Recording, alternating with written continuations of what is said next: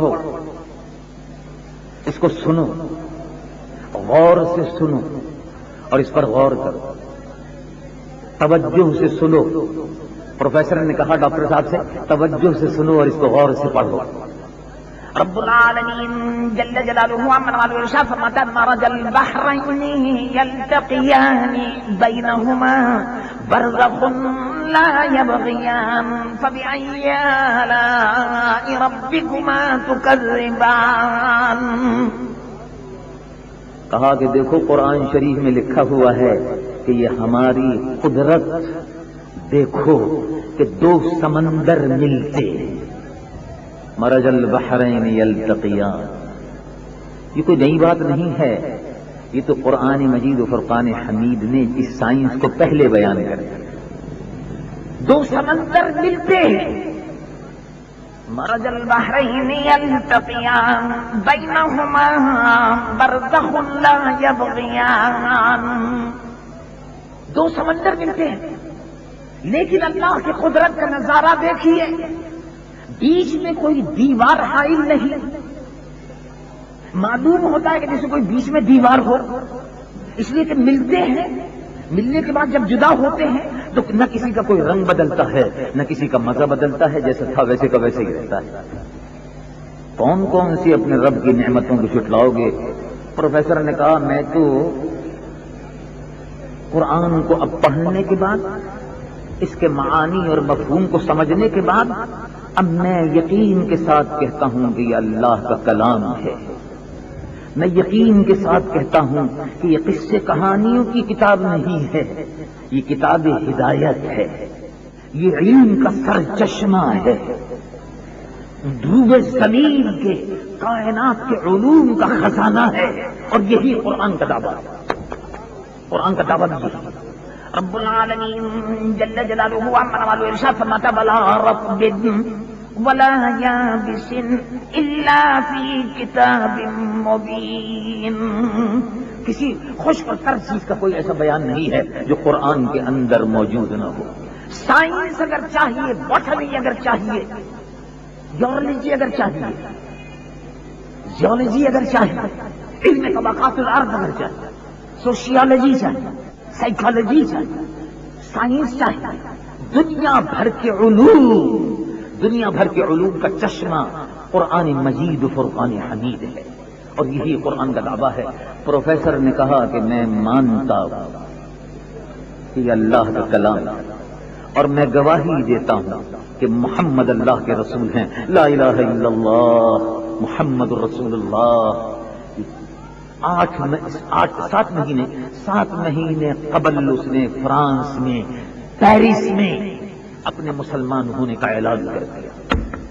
اگلے دن، اس لیے کہ بہت بڑا پروفیسر تھا، ریسرچ اسکالر تھا، ہیڈ آف دی ڈپارٹمنٹ تھا، ساربونا یونیورسٹی میں پیرس میں پڑھاتا تھا اور دانشوروں میں اس کا شمار ہوتا تھا، جس کی عمر کے 40 برس تحقیق پر گزرے تھے. جب اس نے سچے دل سے کہا لا الہ الا اللہ محمد رسول اللہ، تو فرانس کے عیسائیوں میں تہلکہ مچ گیا کہ ہمارا بہت بڑا دانشور آج اسلام کی گود میں چلا گیا. یہ ہے قرآن کا اس صدی کا یہ معجزہ نہیں. اس صدی کے ہر صدی میں بے شمار معجزے قرآن سے ظہور میں آتے ہیں. اللہ ہمارے بھی سینوں کو قرآن کے نور سے روشن اور منور فرمائے. قرآن کی تعلیم کو ہم بھی سمجھیں. قرآن دعوت دیتا ہے. قرآن کی دعوت کیا ہے؟ قرآن آپ سے کیا کہتا ہے؟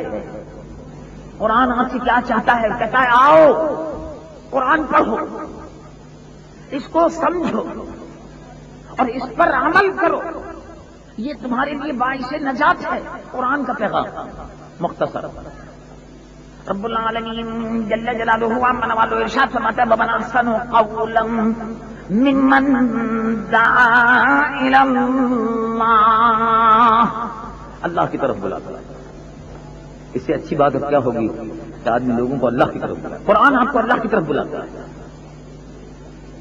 رسول اللہ کملی والے آقا حضور پرنور محمد رسول اللہ صلی اللہ علیہ وسلم نے اللہ کی طرف لوگوں کو بلایا ہے. عمل صالح کی دعوت دی. اور جو لوگ کلمہ پڑھ کر رسول اللہ کی غلامی اختیار کر لیتے ہیں ان کی ایک شناخت ہے، ان کی ایک شناخت ہے، یہ ایک علیحدہ قوم ہے، خاص ہے ترکیب میں قوم رسول ہاشمی، پہچان ہے۔ اس دور میں لوگ تمہاری پہچان غلامی رسول ہے، اس پہچان کو بدلنا چاہتے ہیں اسلام کے دشمن، ہندو اور یہودیوں کے ایجنٹ تمہاری پہچان کو بدلنا چاہتے ہیں، اور قرآن تمہاری پہچان مقرر کرتا ہے، رسول اللہ نے تمہاری پہچان مقرر کر دی۔ کیا پہچان ہے؟ میری پہچان کیا ہے؟ میں قرآن سے پوچھتا ہوں۔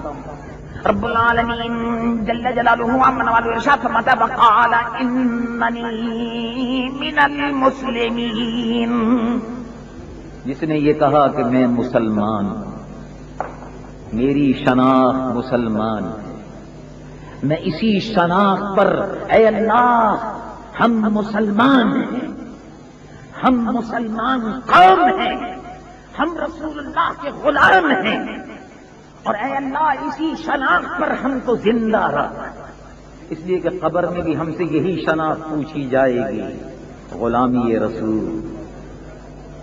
وہاں یہ نہیں پوچھا جائے گا کون سے علاقے سے آئے ہو، کون سی زبان بولتے ہو، کون سے پنڈ میں رہتے ہو، کون سے گھوٹ میں رہتے ہو، ہندوستان کے کون سے صوبے میں رہتے ہو، نہیں، وہاں یہ پوچھا جائے گا دین اسلام ہے، رب اللہ ہے، اور یہ جو کھڑے ہوئے ہیں یہ کون ہیں؟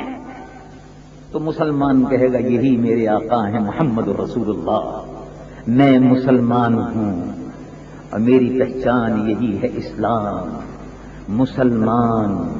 اے اللہ رمضان کے مہینے میں پاکستان بنا، اللہ کی نعمت پاکستان، اللہ کی نعمت، اللہ کا احسان رسول اللہ کی امت پر پاکستان